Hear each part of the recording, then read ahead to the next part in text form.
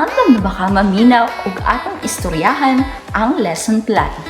Andam na ba ka maminaw?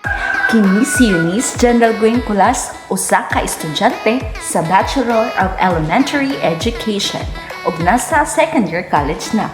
Ug gusto niyo masayran ali ug maminaw ta. Basi nagtuo mo ka magbisaya ko. Well, no, lisod ka ayo. So dili na nato dugayin pa, ali og maminaw ta, kay ako magsugod na og istorya.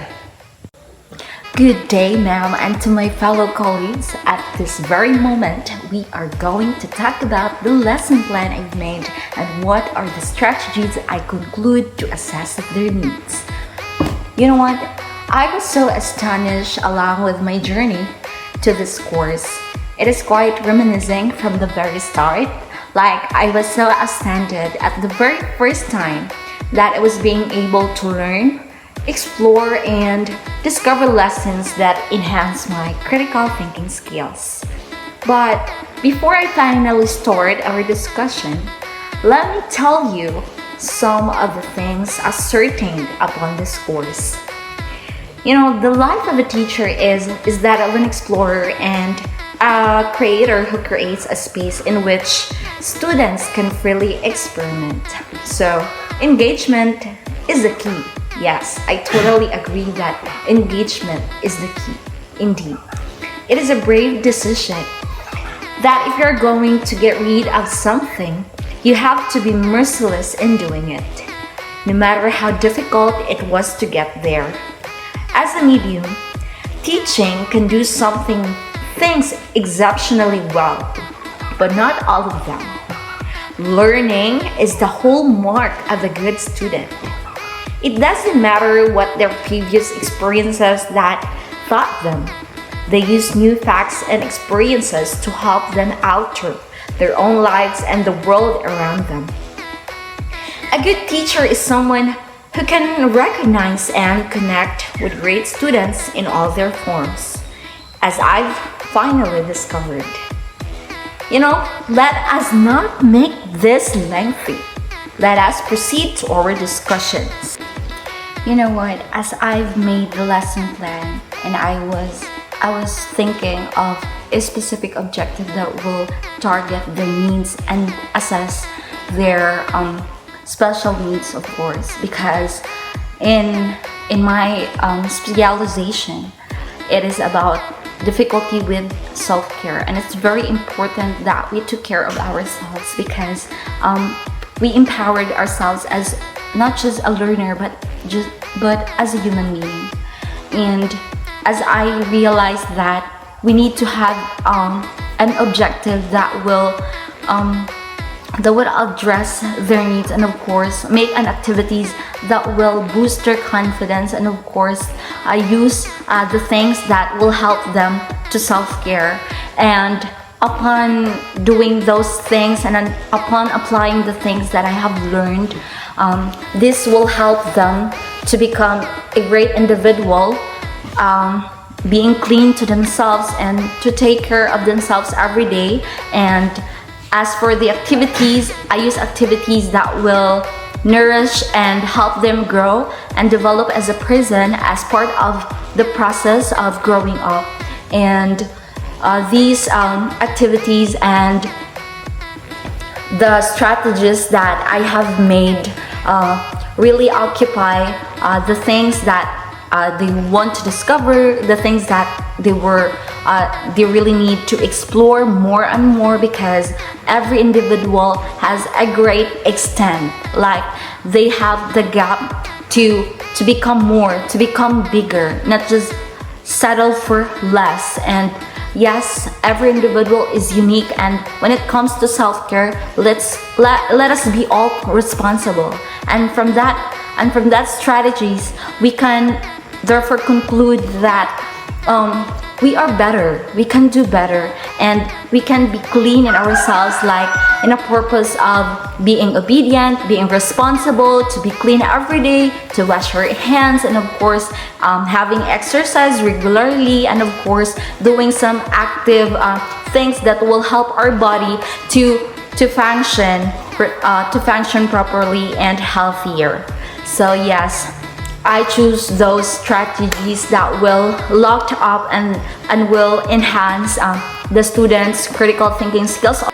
So yes, we are now in the second part, and the second part is all about what I have learned in this course, and this is very exciting because my journey here in this course is astonishing. It is very amazing. It is a bumpy ride and a roller coaster also, because inclusive education provides opportunities that enables us to learn about and accept individual, the differences. Like, it is about lessening the impact of harassment and bullying, and develop friendship, of course, with a wide variety of other children, and each with their own individual needs and abilities. So yes, inclusive education values diversity and the unique contributions of each student brings to the classrooms. In truly inclusive setting, every child feels safe and has sense of belonging, and students and their parents participate in setting learning goals and take part in the decisions that affect them. So inclusive education has a big part of me. Like, it brings me joy upon Mom Kim discuss all about inclusive education, because I have a wide heart to those people who are in needs, and those people that has a difficulties with learning, difficulties to hearing, difficulties with relates to self-care, and difficulties with relates to communicating, because there are a lot of difficulties. And yes, this is not a hindrance for them. Their difficulties is not a hindrance for them to succeed, and of course to continue their lives, because life is very wonderful. Life is very amazing. You know what, guys? There are a lot of things that I have realized upon this course. As a future educator in the near future, there are such things that I have learned from them, and of course from their difficulties, from what they have, like their special abilities, and in special education.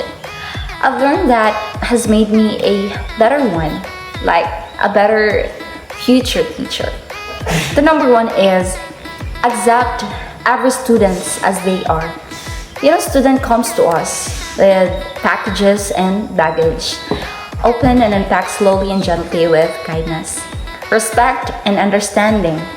Building a relationship with a student takes time and patience. Allow it to happen organically. We need to give students the better future for them. Like, even though they have this special education, this is not a barrier for them to the greater extent of what they know or for what they learn, because they are discovering, they are exploring.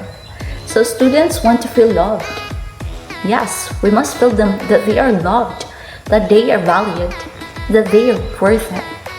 And it's also better if we share what we have learned with others. Like, we are sharing them what we have learned to other people, and we tell stories about them. Like, it is very interesting for them to listen also. And also, patience is a gift, a virtue and a necessity. So if you have that, like, if we have all of that, being patient, having virtue, it's like, yes, like we're having a peaceful living, like it's a united world for us to live in. And if your student is getting hardships, let them ask for help. Allow them to ask for your help. Just allow them to say anything. What's the problem? Consult them. It is really helpful for them if we consult them at a time. And of course, we need to share laugh also to our students, because as a future educator, it is very important to talk with our students, to cooperate also sometimes. But in that classroom setting, we are obliged to become a professional. But there's a time also that we need to have chit chats with our student, and it's kind of interesting because we get to know each other, like their strengths, their weaknesses, and about their lives also, what they do for life, and of course the things that they're busy with, the things that they like also. It's like, having chit chats is fun, and that is the one thing that many students fall in love for us, because we are approachable, we are near to their hearts, and it's quite pleasing for us that every time we are getting attached to our students, having with difficulties or normal persons or normal students, whether they are good or bad, we need to understand them, and we need to give them the secure quality education, because they are the tomorrow. They are our tomorrows. So thank you everyone for listening, and I hope you all guys, and Mom King, thank you so much for teaching us so good, and for teaching us a lot of lessons that we have learned upon this course. And to my classmates, thank you so much for everything and for the kindness that we've shared together. Adios.